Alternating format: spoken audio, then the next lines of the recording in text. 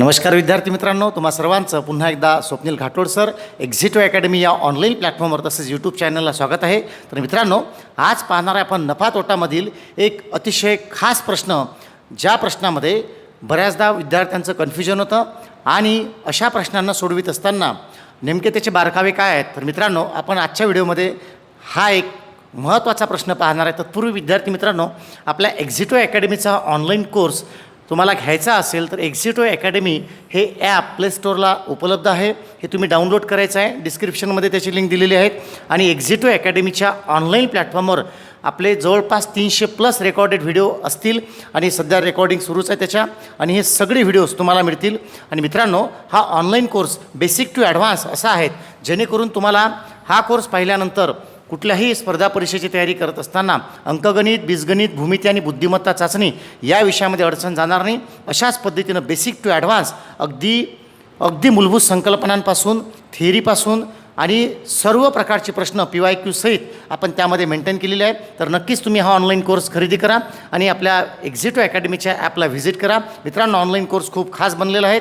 तर बघा, आजचा जो विषय आपला तो आहे नफा तोटा, आणि नफा तोटाच्या प्रश्नाकडे आपण जातो आहे. तर मित्रांनो, खरं म्हणजे मागच्या व्हिडिओजमध्ये आणि मागच्या काही लेक्चरमध्ये आपण नफा तोटाची साधारण 70-75 उदाहरणं पर्यंत काहीतरी पोचलो होतो, बरोबर ना.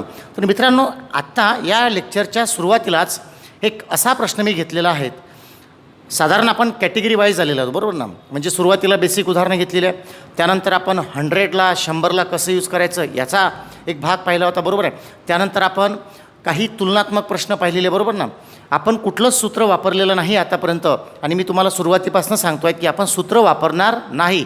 मग काय वापरायचं, तर गणित आणि गणिताला दिलेल्या अतिशय काही बेसिक गोष्टी आहे त्या आपल्याला गणिताला द्यायच्या आहे, बरोबर ना. आणि तिथूनच आपलं गणित सुटतं. तर मित्रांनो, एक प्रश्न जो आहे हा तुमच्यासमोर बघा कुठला आहे, आणि या प्रश्नाचं वैशिष्ट्य काय आहे, कसं ओळखायचं एखाद्या प्रश्नाला टॅकल करत असताना. तर याला आपण काय म्हणू, तर बघा, 2 विक्री किमती दिलेल्या असतील सारख्याच. आता सारख्याच नसतील त्या, कदाचित मागं पुढं सुद्धा. हा प्रश्न अगदी बेसिक टू ॲडव्हान्स समजून घेऊ.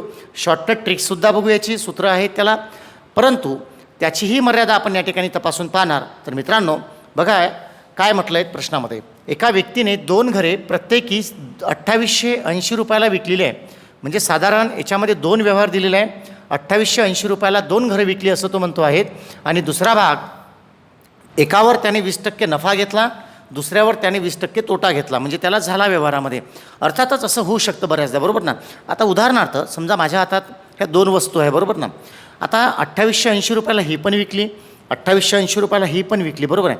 परंतु एका व्यवहारामध्ये मला 20% नफा झाला, दुसऱ्या व्यवहारामध्ये मला 20% तोटा झाला. असं का झालं असेल, कारण जरी मी ह्या दोन्ही वस्तू 2880 रुपयाला विकल्या असतील तरीसुद्धा याची खरेदी किंमत आणि याची खरेदी किंमत निश्चितच वेगळ्या असतील.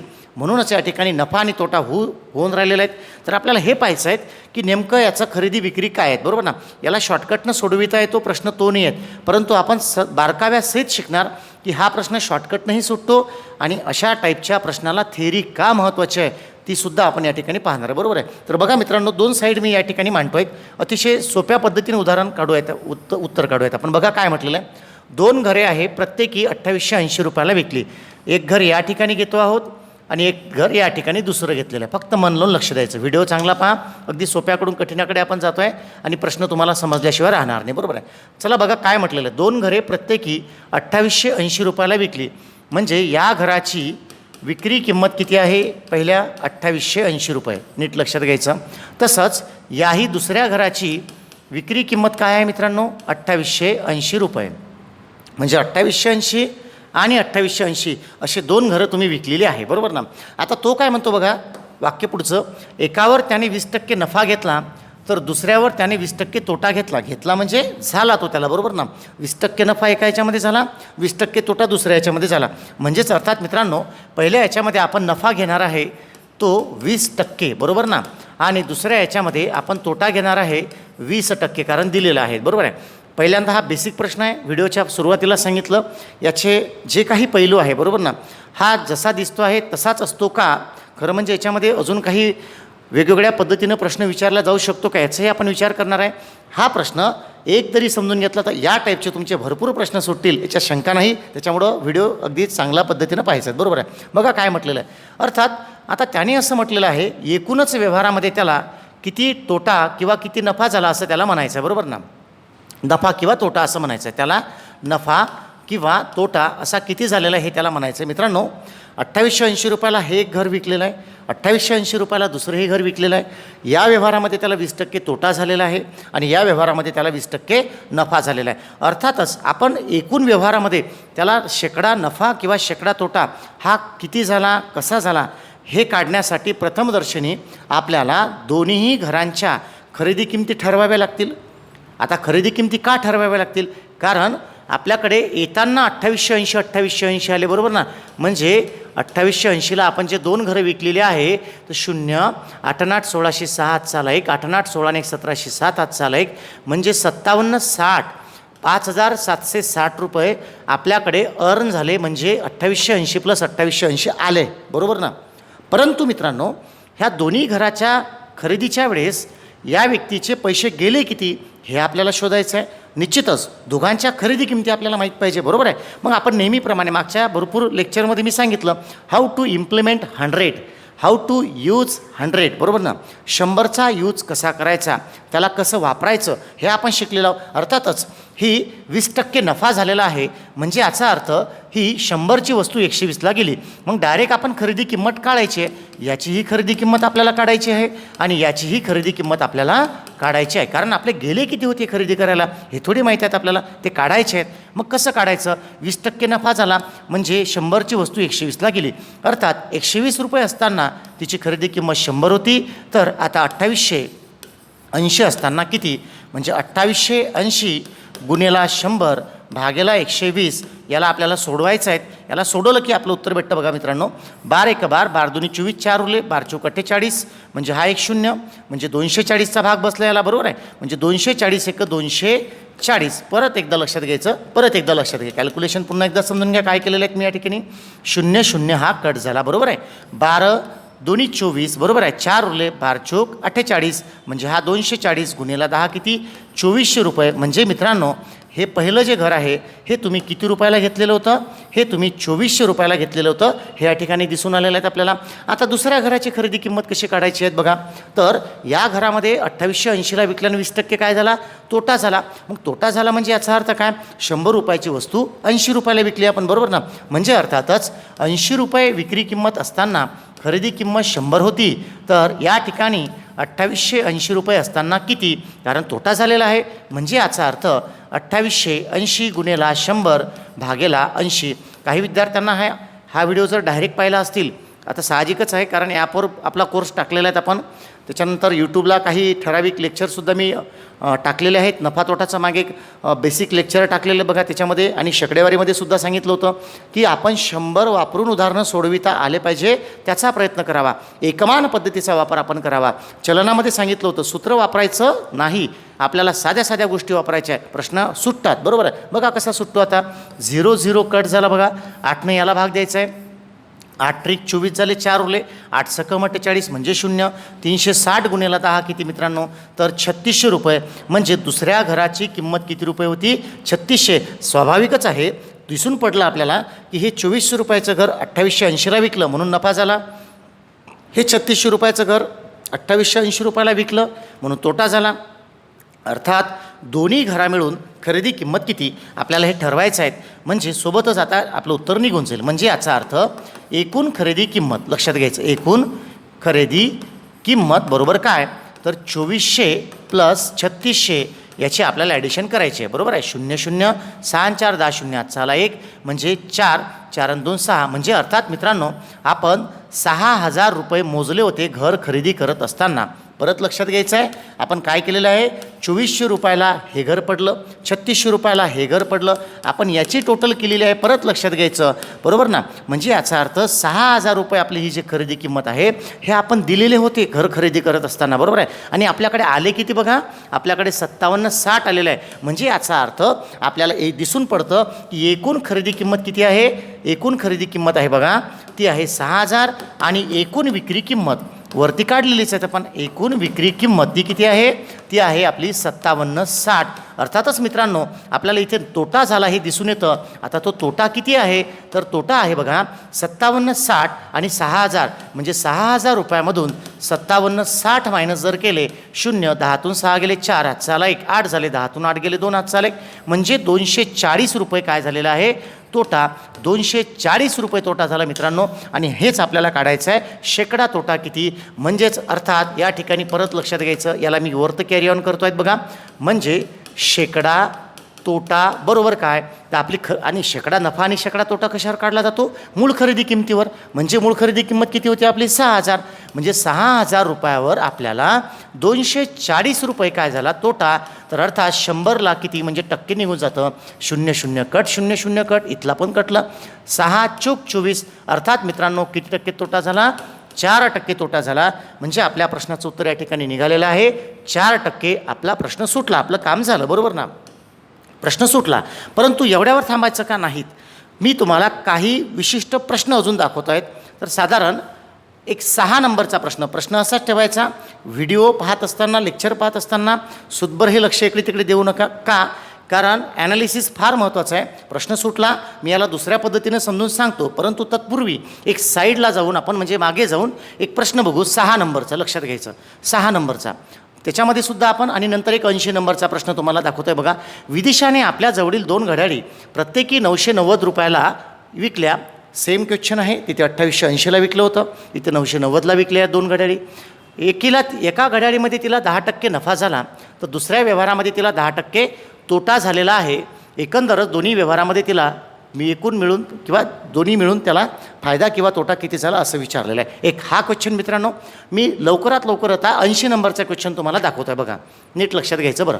आपला क्वेश्चन बाकीच आहेत बरोबर आहे. 80 नंबरचा क्वेश्चन बघा काय म्हणतो आहे. एका दुकानदाराने 2 घड्याळी प्रत्येकी 720 रुपयाला विकल्या. तेव्हा एका व्यवहारात 20% नफा आणि दुसऱ्या व्यवहारात 20% तोटा झाला तर व्यवहारात एकूण शेकडा नफा किंवा तोटा किती झाला असं विचारलं आहे. 3 क्वेश्चन मी या ठिकाणी तुम्हाला दाखवलेलं आहे.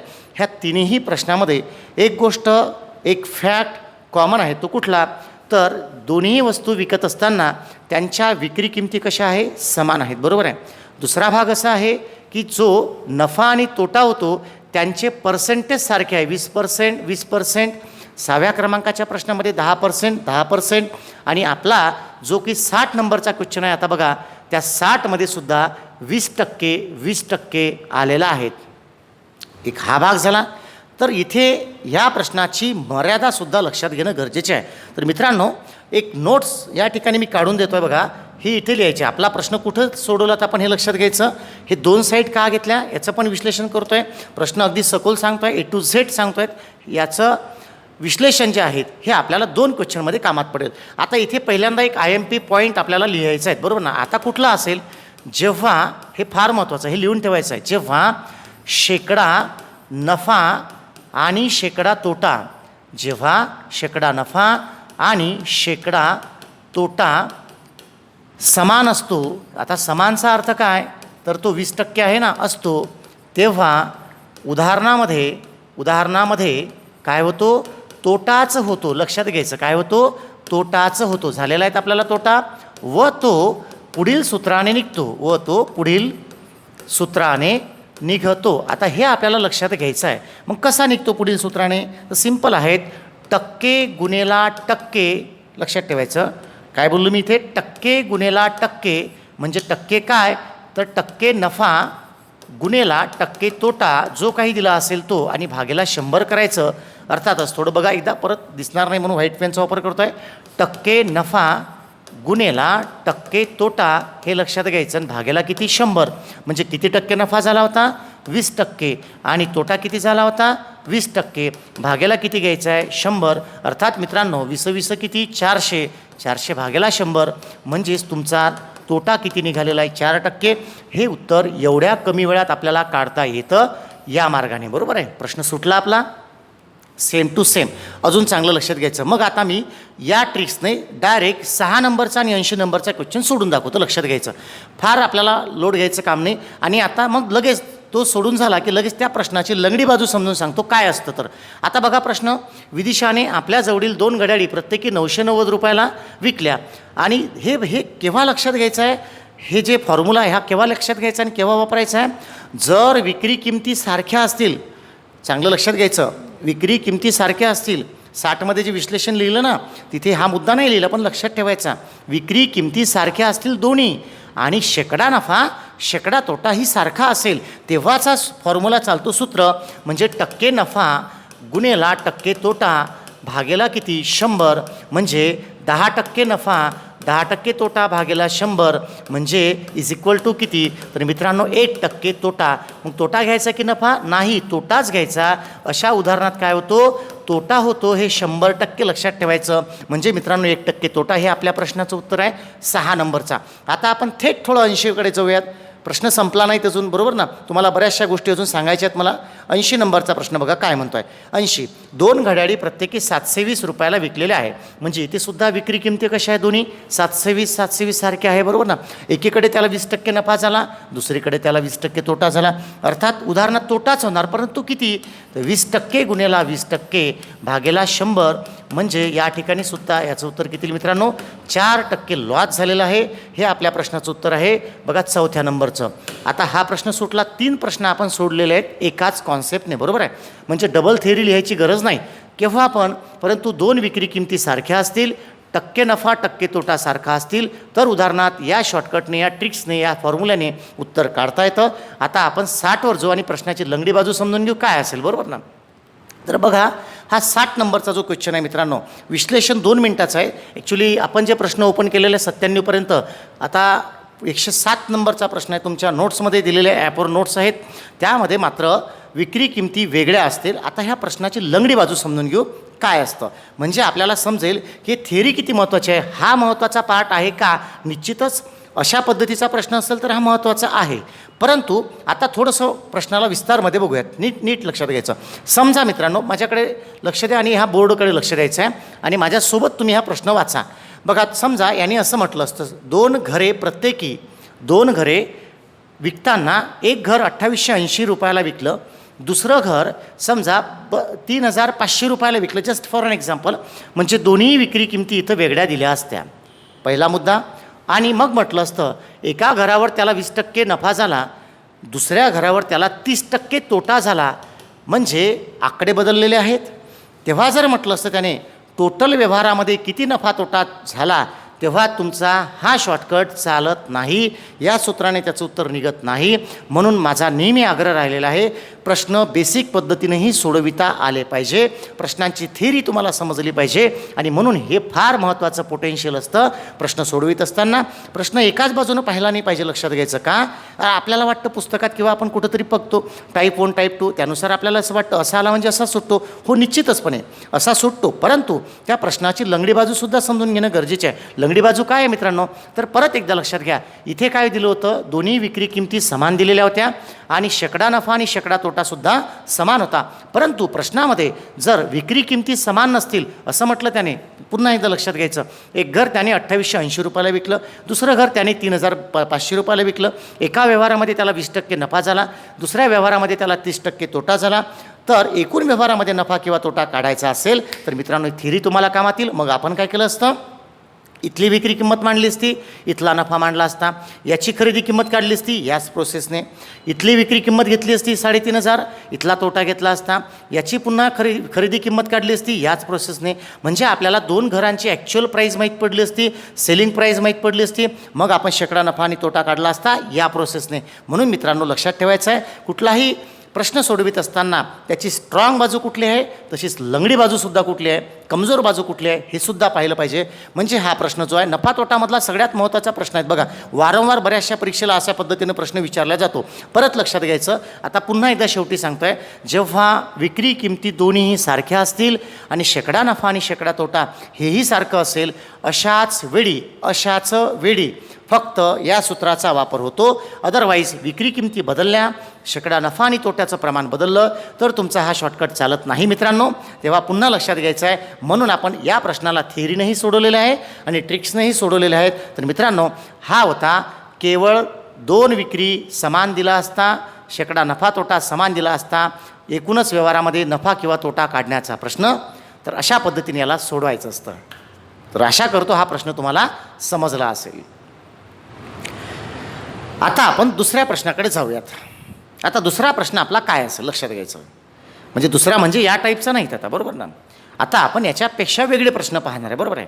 आजच्या ह्या पहिल्या व्हिडिओजमध्ये सॉरी आपला जो काही हा व्हिडिओ आहे याच्यामध्ये आपण हे 3 प्रश्न सोडवलेले एका गोष्टीनं तुम्हाला काढून दिली. याच्यामध्ये आपण थिअरी मेंटेन केली. 60ला मेंटेन करायचं आहे, बाकीचे सोडवायचे. 107 नंबरचा प्रश्न आहे, अजून काही पुढचे प्रश्न आहे ते आपण या पद्धतीने शिकणार आहे. बरेचसे व्हिडिओ आपले बाकी आहेत, अजून 2-4 व्हिडिओ बनतील जे काय असतील, बरोबर ना. तर इथे लक्षात काय घ्यायचं आहे तुम्हाला, हे परत लक्षात घ्या. ही कॉन्सेप्ट खूप महत्त्वाची, मी वारंवार का रिपीट करतो आहे. याला मार्क करून घ्यायचं आहे, 60ला गाईडलाईन म्हणून लिहून घ्यायचं आहे आणि या टाईपचे बाकीचे प्रश्न पाहिजे आहे. आता आपण कंटिन्यू करू आपल्या इतर प्रश्नांकडे, ठीक आहे. चला बघा पुढचं काय असेल आता. तर हा तुम्हाला सोडून दिलेला होता बघा, हा पण झालेला होता मागच्या व्हिडिओजमध्ये. हा पण आपण तुलनात्मक प्रश्न बोललो, तुम्ही आपण याला नंतर घेऊ, ठीक आहेत ना. हा एक घ्यायला हरकत नाही मित्रांनो. बघा काय म्हटलेलं आहे, बरोबर ना.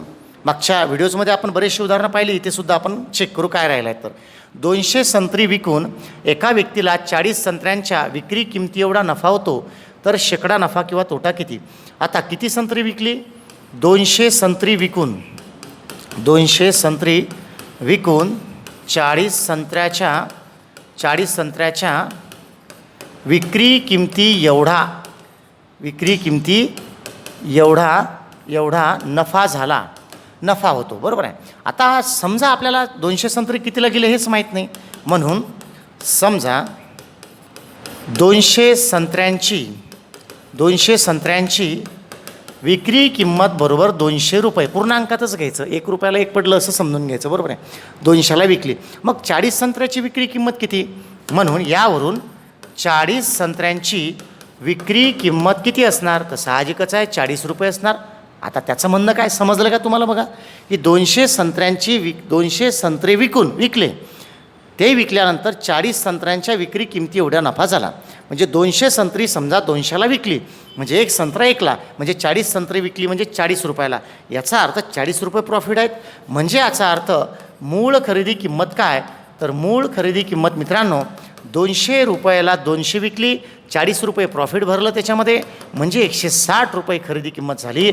अर्थात शेकडा नफा तुम्हाला काढायचा असेल तर इथूनच आपल्याला मॅनेज करता येईल. म्हणजे 160वर आपण एक्स्ट्रा 40 घेतलेले होते, तर 100ला किती अशा पद्धतीने सुटतो. 0 कट, 4 चूक 16 मित्रांनो या ठिकाणी लक्षात घ्यायचं आहे. किंवा आपण कॅल्क्युलेशन सोपं जावं यासाठी असं पण करू शकतो. 0 कट, 4 चूक 16, 4 25 100, म्हणजे याचा अर्थ 25% काय झाला होता, नफा झाला होता. अशा पद्धतीनं प्रश्न मॅनेज करायचा आहे. म्हणजे हा आपला काय आहे, नफा आहे. तर हा होता 67 नंबरचा प्रश्न. आपण जाऊया पुढच्या प्रश्नाकडे. 68 रुपयाचा 68 नंबरचा प्रश्न. 60 रुपयाला 10 पेन विकत आणले. बरं हा आपण नंतर घेणार आहे, कारण हा तुलनात्मक प्रश्न आहे. जे तुम्हाला सोडलेले दिसतात ना, याच्यासाठी सुद्धा खूप खास कॉन्सेप्ट आहेत, बरं लक्षात घ्यायचं. म्हणून प्रत्येक व्हिडिओ पाहायचा, प्रत्येक व्हिडिओमध्ये काहीतरी नवीन शिकवणार, पटलं ना. ते वेगळंच आहे ते कार्यक्रम त्याचा, बरोबर आहे. चला पुढचं बघू. हा झालेला आहे आपला 70 नंबरचा. हा पण तुम्हाला दिलेला होता होमवर्कमध्ये. 72 झालेला बघा. हा तोंडी सुटू शकतो, समीकरणानं सुटू शकतो. आपल्याला बघायचं आहे 74 नंबरचा प्रश्न आहे. बघा काय म्हटलेलं 74मध्ये, ठीक आहे. एकदम सोपा आहे, कसा सुटतो.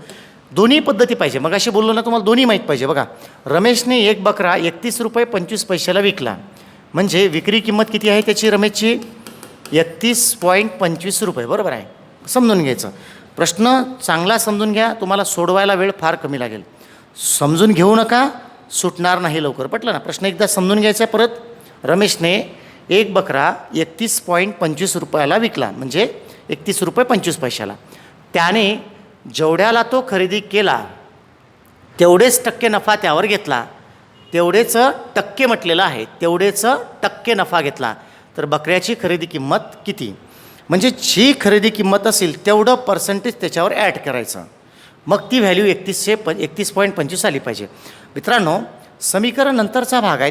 जेव्हा अशा पद्धतीचा सोपा प्रश्न येतो, हा ऑप्शनवरूनही सुटतो. फक्त तुमचं वाचन चांगलं पाहिजे, इथून तुमचा प्रश्न समजला पाहिजे तुम्हाला. त्याने जेवढ्याला तो खरेदी केला तेवढेच टक्के नफा घेतला. मग समजा पहिल्या नंबरचं ऑप्शन आहे 21 रुपये, नीट लक्षात घ्यायचं. मग 21वर 21%च नफा जर घेतला, आता 21वर 21% नफा घेतला तर कसा निघेल, 21चे 21%. परत लक्षात घ्यायचं, 21चे 21% किती निघेल, 441/100. म्हणजे 2 घरं कट झाले तर 4.41. मग 4.41 जर प्लस केले मित्रांनो तर 25.41ला तो विकणार, बरोबर आहे. म्हणजे ही विक्री किंमत आली. आपली विक्री किंमत किती आहे? 31.25. म्हणजे याचा अर्थ हे ऑप्शन आपलं उत्तर नाही, बरोबर आहे. दुसरं ऑप्शन आपण टॅली करू. बी नंबरचं ऑप्शन काय बघा, 25 रुपये जर आपण उत्तर घेतलं आपलं तर 25वर 25% काढायचे. 25चे 25% किती होतात ते आपण काढू. म्हणजे 625/100 म्हणजे 2 झिरो कट झाले, इथं पॉईंट येणार म्हणजे 6.25 रुपये नफा झाला. आता तो जर आपण 6.25 रुपये नफा आपल्या 25 रुपयाच्या खरेदी किमतीमध्ये प्लस केला तर बघा किती येतो, इथे येणार 31.25. आणि त्याचं म्हणणं तेच आहे, म्हणजे आपलं उत्तर 25 रुपये आहे. बघा काय म्हटलं त्याने की एक बकरा त्याने 31.25ला विकला, 31.25ला. त्याचं म्हणणं आहे तो जेवढ्याला तो खरेदी केला तेवढेच टक्के नफा घेतला. मग 25 रुपयाला जर घेतला तर 25चे 25% 6.25 होतात, ते प्लस केले म्हणजे 31.25ला विकला. सुटला प्रश्न. एक हे झालं. म्हणजे स्मार्ट वर्कसुद्धा करायचं आहे, कारण आपला वेळ वाचवायचा आहे आपल्याला. दुसरी बाजू काय असेल प्रश्नांची ते चेक करू की प्रश्न समजा आपल्याला असा नाही मांडता आला, मग आपल्याला समीकरण मांडायचं, बरोबर आहे. मग समीकरण कसं मांडायचं लक्षात घ्यायचं. माहीतच नाही. समजा खरेदी किंमत किती, समजा खरेदी किंमत बरोबर एक्स घेतली, माहीतच नाही. उदाहरणासोबत बोलणं शिकू आपण, ठीक आहे ना. कसं बोलायचं, रमेशने एक बकरा 31 रुपये 25 पैशाला विकला, ही विक्री किंमत झाली. भाई याच्यासोबत मॅच करायचं. कसं करायचं, समजा खरेदी किंमत आहे x%, मग नफा किती आहे, जेवढ्याला घेतला तेवढंच आहे. म्हणजे x% आपल्याला काढायचं, म्हणजे x चा वर्ग अपॉन किती होणार 100. लक्षात घ्यायचं, अतिशय सोपं आहे. परत लक्षात घ्यायचं, x चे x%, पटलं ना, x हा आपला 74 नंबरचा जो प्रश्न आहे याला बऱ्याच अशा पद्धतीनं आपल्याला सोडवता येते. आपल्याला ऑप्शनवरून सुद्धा सोडवता येते. हा साधारण 2016 आय थिंक तलाठी किंवा कुठला तरी PYQs आहे, तो लक्षात घ्यायचं, बरोबर ना. त्या PYQs आहेत तो आलेला सरळ सेवेला, ठीक आहे. तर बघा समजा खरेदी किंमत जर आपण x% घेतली, x रुपये घेतली, तर नफा जेवढा खरेदी किंमत आहे त्याच्यात तेवढेच टक्के, म्हणजे x चे x% किती, x²/100. मग आता विक्री किंमत किती होईल याची, विक्री किंमत होणार मित्रांनो x + x²/100 म्हणजे ही होणार, कारण खरेदी किंमत प्लस नफा म्हणजेच ही व्हॅल्यू कोणती आहे, 31.25 आहे. अशा पद्धतीनं प्रश्न आपला सुटलेला आहे, बरोबर आहे. तुम्ही यालाही फॉलो करून मित्रांनो उत्तर काढू शकता. ते तुमचं बरोबर एक्झॅक्ट 25 आल्याशिवाय राहणार नाही. तर हे एक माध्यम आहेत आणि हे एक माध्यम आहेत. आपल्याला बेसिकही पाहिजे, ट्रिक्सही पाहिजे, म्हणजे समीकरणही मांडता आलं पाहिजे. आणि हेच खऱ्या अर्थानं आपलं पोटेन्शियल असलं पाहिजे अभ्यासामधलं, म्हणजे प्रश्न सुटतो. एक हा झाला. आता पुढचं जाऊयात आपण प्रश्नाकडे, ठीक आहेत ना. 75 नंबरचा प्रश्न आहे हा, 2015चा प्रश्न आलेला आहे, बरोबर ना. 75 नंबरचा काय म्हटलं बघा त्याच्यामध्ये, विक्रीची किंमत तोट्याच्या दुप्पट असल्यास, विक्रीची किंमत तोट्याच्या दुप्पट असल्यास तोट्याचं शेकडा प्रमाण किती. काय ठरवायचं, कोण कोणावर डिपेंड आहे, विक्रीची किंमत तोट्याच्या, म्हणून समजा तोटा बरोबर काय तर 100 रुपये. मग तो काय म्हणतो, विक्रीची किंमत, लक्ष द्यायचं, विक्रीची किंमत तोट्याच्या दुप्पट म्हणजे 200. अर्थातच मित्रांनो तोटा 100 झाला म्हणजे इथं खरेदी किंमत किती असेल तुमची, म्हणजे विक्री किंमत प्लस तोटा म्हणजे तुमची खरेदी किंमत किती झाली, 300 झाली. म्हणजे शेकडा तोटा किती आता, म्हणजे शेकडा तोटा बरोबर काय तर 300 रुपयाला तुम्ही 100 रुपये लॉसमध्ये आहे, तर 100ला किती 00 कट, म्हणजे 100/3%. हे उत्तर कसं असेल तर 33.33. कारण याला जर भाग दिला तर तुम्ही 33.33 तुम्हाला दिसून येईल. म्हणजे आपला 75 नंबरचा प्रश्न अशा पद्धतीनं सुटलेला आहे, ठीक आहे. पुढचा प्रश्न घेऊयात आपण आता. 76 नंबरचा प्रश्न समजला असेल अशी आशा करतो, ठीक आहे ना. पुढचा प्रश्न बघा, 4 रुपयाच्या, एकदम सोपा आहेत बघा. एका व्यक्तीने 4 रुपयाच्या 5 वस्तू आणल्या आणि 5 रुपयाच्या 4 या भावाने विकल्या. नफा किती, एकदम सोपं. 2 बाजू तयार करू बघा, पहिलं घेताना नंतर विकताना. 4 रुपयाला 5 खरेदी, 4 रुपयाला 5 खरेदी, म्हणून एक वस्तूची खरेदी किंमत किती, एक वस्तूची खरेदी किंमत किती हे मागे पण सांगितलं तुम्हाला, एका नगावरून काढायचं. 4 रुपयाला किती वस्तू आणल्या, 5, म्हणजे 4/5 म्हणजे मित्रांनो 0.80 रुपयाला 1 पडली, म्हणजे 80 पैशाला 1 पडली. जर नाही समजलं तर रुपयाचे पैशात करायचे, 8×45 होऊन जाते, बरोबर ना. दुसरं काय आहे बघा, दुसरं आहे 5 रुपयाला, नीट लक्षात घ्यायचं, दुसरं काय आहे 5 रुपयाला विकले आहेत, बरोबर आहे. म्हणजे 5 रुपयाला 4 वस्तू विकल्या, 4 वस्तू विकल्या, म्हणजे याचा अर्थ एक वस्तूची विक्री किंमत किती, तर अर्थात 5 रुपयाला 4 विकल्या म्हणजे 1.25 म्हणजे ₹1.25 विकल्या गेली, बरोबर आहे. हे तुम्ही व्हॅल्यू काढू शकता. अर्थातच मित्रांनो काय झालं होतं, 80 पैशाला एक घेतली, विकताना 1.25ला विकली, दोघांमधला गॅप काढायचा आहे. 1.25 मायनस 0.80 पैसे म्हणजे 5, 12तून 8 गेले, 4 उरले, हातचा आला 1 म्हणजे 0.45 रुपये किंवा 45 पैसे हा नफा झालेला आहे. म्हणजेच मित्रांनो शेकडा नफा आपल्याला इथं काढता येईल. घेताना तुम्ही 0.80 पैशाला घेतली, तुम्हाला प्रॉफिट झालं 0.45 पैसे, तर 100ला किती 00 कट, कारण इथे सारखेच घरं असल्यामुळे हेही पॉईंट चालले जाणार, म्हणून 00 कट केलं या ठिकाणी. 4 बे चौक 8 बे पंच 10 म्हणजेच 45 गुणिले 5/4 हे त्याचं उत्तर आहे. आपण कॅल्क्युलेशन करून घेऊ. 45 गुणिले 5चा गुणाकार, 5 5 25, 5 हातचे आले 2, 5 चौक 20 2 22 म्हणजे 225/4. आता 225/4 म्हणजे 225 ना आपण 4ला भागू, 4 पंच किती 20, किती उरले 2, घेतला 5, 4 सख 24, किती उरले 1 म्हणजे 1 बाकी उरला, तो वर लिहायचा. 56चा भाग लिहिला, खाली 4 लिहायचं म्हणजे 56.1/4 हे त्याचं उत्तर येईल 4थ्या क्रमांकाचं. आता इथे गडबड काय होऊ शकते तुमची माझी म्हणजे आपल्या विद्यार्थी लोकांची, फक्त समजला सगळंच झालं, फक्त कॅल्क्युलेशन गडबड होऊ शकते. म्हणजे एवढी मोठी मेहनत आपली पाण्यात जायला क्षणभरही वेळ लागणार नाही, केव्हा जर तुमचे कॅल्क्युलेशन चुकले तर. म्हणून कॅल्क्युलेशनला खूप चांगलं सांभाळायचं, अगदी लहान लेकरासारखं, बरोबर ना, ते चांगलं करायचं मित्रांनो. चला पुढचा प्रश्न घेऊयात आपण. एकदम सोपे प्रश्न आहे बघा. काय म्हटलं त्याच्यामध्ये त्यांनी, बघा काय म्हटलं, एक खुर्ची 720 रुपयाला विकली आणि 20% नफा झाला. खुर्चीची खरेदी किंमत किती, 720 रुपयाला विकली, 20% नफा झाला म्हणजे 120 असताना 100, तर 720 असताना किती, बरोबर आहे. डायरेक्टच काढायचं कारण भरपूर झालं आहे तसे. भागेला 100 आणि 120, 00 कट, 12 सक 72 म्हणजे 600 रुपये हे त्याचं उत्तर असेल. एकदम इझी प्रश्न आहे, बरोबर आहे. हा 77 नंबरचा प्रश्न होता. आपण जाऊया पुढच्या प्रश्नाकडे. हां, 10 रुपये छापील किमतीच्या पुस्तकावर 10% सूट मिळाली तर प्रत्येक पुस्तकाची विक्री किंमत किती. आता 10 रुपये छापील किंमत आहेत पुस्तकावर, एका पुस्तकाची छापील किंमत 10. आता 10% जर सूट दिली त्याच्यावर तर किती रुपये सूट झाली, ती 1 रुपया. म्हणजे याचा अर्थ 10 - 1 बरोबर किती, 9 रुपयाला तुम्ही ते पुस्तक विकणार. म्हणजे तुमचं उत्तर काय 9. 78 नंबरचा प्रश्न. हा प्रश्न मला आठवत आहेत की हा पोलीस भरतीला आलेला क्वेश्चन आहे बघा. किती नंबरचा, 78 नंबरचा. पोलीस भरतीला आलेला क्वेश्चन आहे तो, त्याच्यामुळं थोडं लवकर लक्षात आलं की कधीतरी पाहिला आहे त्याला, बरोबर ना. तर हा झाला एक आपला 78 नंबरचा प्रश्न. आपण जाऊया पुढच्या प्रश्नाकडे. हां बघा, आता टू द पॉईंट प्रश्न सोडवायचा आहे, बरोबर ना. खूप असं मागं लागायचं नाही, वाचायचं आणि सोडवायचं. ने एक खुर्ची 450 रुपयाला विकल्यामुळे त्याला 10% तोटा झाला. त्याला 20% नफा हवा असेल तर केवढ्याला विकावं लागेल, डायरेक्ट 100 घ्यायचं. 10% तोटा झाला तर 10% जर तोटा झाला तर ती वस्तू कितीला जाणार, 90 रुपयाला जाणार, बरोबर आहे. आणि जर आपल्याला 20% नफा हवा असेल तर, समजा 20% नफा हवा असेल तर ती वस्तू कितीला जायला हवी, 120ला हवी. अर्थातच 450ला विकली म्हणजे 10% तोटा झाला, म्हणजे 90% वाली व्हॅल्यू म्हणजे 450, तर 120 व्हॅल्यू आपल्याला काढायची आहे. अर्थातच तिरपा गुणाकारानं ते निघून जाते मित्रांनो. मग मांडायचं कसं, फक्त समजेपर्यंत मांडायचं, बरोबर ना. कसं मांडायचं बघा, की 90 रुपयावाली व्हॅल्यू म्हणजे 450, तर 120 व्हॅल्यू म्हणजे किती, म्हणजेच 120 गुणिला 450 भागेला किती 90, 00 कट झाला, 9 5 45 म्हणजे 12 5 60 म्हणजे 600 रुपये हे तुमच्या प्रश्नाचं उत्तर असेल, जे की आपल्याला दिलेलं आहे सी नंबरला. एकदम खतरा प्रश्न आहे, खूप चांगल्या पद्धतीनं सोडविता येतं.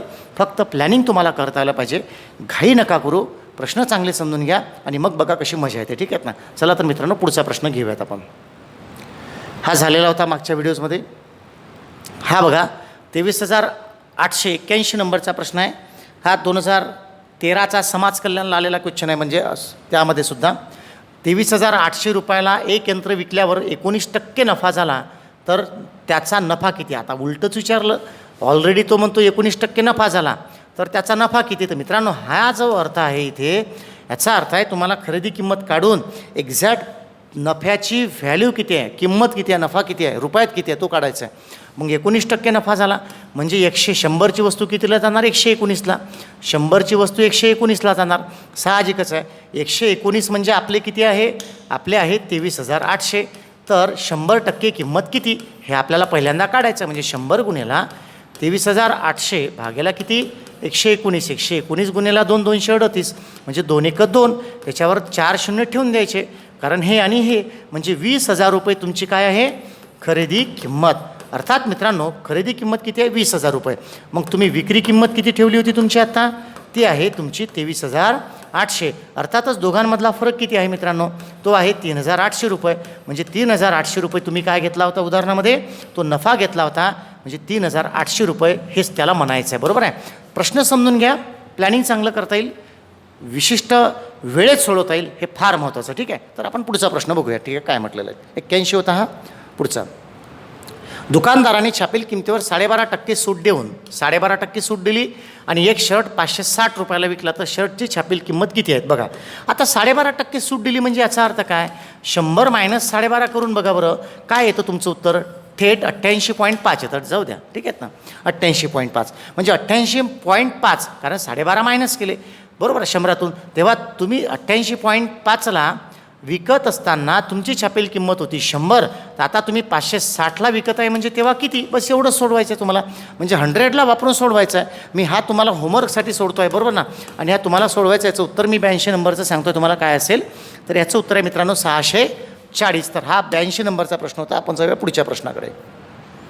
83, एकाच प्रकारचे 25 TV संच काही रकमेस विकल्याने 40% नफा होतो, तर प्रत्येक संचावर किती. त्याचं उत्तर 40 असतं, कारण इथे सरासरी नावाची संकल्पना लक्षात घ्यायची.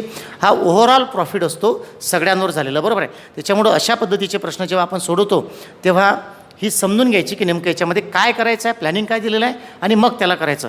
फार घाई करायची नाही, एकदम सारासार विचार करायचा. सगळ्यांवरच 40% झाला असेल असं लक्षात घ्यायचं बरोबर आहे. तर मित्रांनो हा 83 नंबरचा क्वेश्चन आहे. इथे मी थांबतो आहेत आणि पुढचे जे काही प्रश्न असतील हे पुढच्या व्हिडिओजमध्ये मी घेतो आहेत. तर मित्रांनो या व्हिडिओच्या माध्यमातून आपण जे काही महत्त्वाचे प्रश्न सोडवलेले आहेत त्याचा भरपूर सराव करावा. मी नवीन एक पद्धत तुम्हाला नवीन सूचना करतो आहे व्हिडिओच्या माध्यमातून, की आता म्हणजे आता हे आधीपासूनच करायला पाहिजे असते. खरं म्हणजे काय, तर प्रत्येक व्हिडिओ खूप आधी, म्हणजे सगळेच व्हिडिओ आधी पाहिजे नंतर मग उदाहरण सोडून पाहिजे असं करू नका. प्रत्येक प्रकरणामधले 2-1 व्हिडिओ पाहिले की बेस समजून जातो, आयडिया येतं. मग आपण पहिल्यांदा ट्राय करून पाहायचं, एकदा पूर्ण आपण स्वतः सोडून पाहायचं काय जमतं काय नाही बरोबर ना. मग व्हिडिओ पाहायचे म्हणजे आपल्याला ते थोडंसं पक्कं करता येतं. व्हिडिओ पाहिल्यानं काय होतं, आपल्या डोक्यातलं ताणच निघून जातो बरोबर ना, इंटेन्शन निघून जातं. मग आपल्याला वाटतं सगळं सोपं आहे, त्याच्यामुळं आपल्याला काठिण्य पातळी समजत नाही. मग त्याच्या आधी काय करायचं, 2-3 व्हिडिओ समजून घेतले, बेसिक समजून घेतलं, थोडं आयडिया लक्षात घेतल्या, तर आपण ट्राय करायचं, मग व्हिडिओ पाहायचा, म्हणजे आपलं करेक्शनसुद्धा होऊन जातं. तर नक्कीच मित्रांनो ह्या व्हिडिओच्या माध्यमातून आपण एक चांगले प्रश्न घेण्याचा प्रयत्न केला. भेटूयात आपण पुढच्या व्हिडिओजमध्ये. एक्झिटो अकॅडमीचा ऑनलाईन कोर्स तुम्हाला घ्यायचा असेल तर परत एकदा लक्षात घ्यायचं, एक्झिटो अकॅडमीचं ॲप प्ले स्टोअरला अवेलेबल आहेत, ते तुम्ही नक्की डाउनलोड करा. आणि महाराष्ट्रातला सगळ्यात मोठा बेसिक टू ॲडव्हान्स आपला ऑनलाईन कोर्स आहे, ज्यामध्ये आपण थेअरीसुद्धा मेंटेन केलेली आहे, नोट्ससुद्धा टाकलेल्या आहेत आणि 300+ व्हिडिओचं टार्गेट आपलं त्याच्यामध्ये असतील. मित्रांनो पोलीस भरती, तलाठी, अगदी कुठल्याही परीक्षेला हा कोर्स कामात पडेल असा अंकगणित, बीजगणित, भूमिती आणि बुद्धिमत्ता चाचणीचा ऑनलाईन कोर्स आपल्या एक्झिटो अकॅडमीला अवेलेबल आहे. अतिशय सुंदर कोर्स बनवलेला आहे. नक्कीच आपल्या मित्रांना सांगा आणि तुम्हीसुद्धा हा कोर्सला व्हिजिट करा. महाराष्ट्रातला सर्वात बेसिक कोर्स आहेत. धन्यवाद मित्रांनो, मी इथे तुमची रजा घेतो आहे. भेटूयात आपण पुढच्या व्हिडिओजमध्ये अशाच काही खास प्रश्नांसोबत. धन्यवाद. थँक्यू.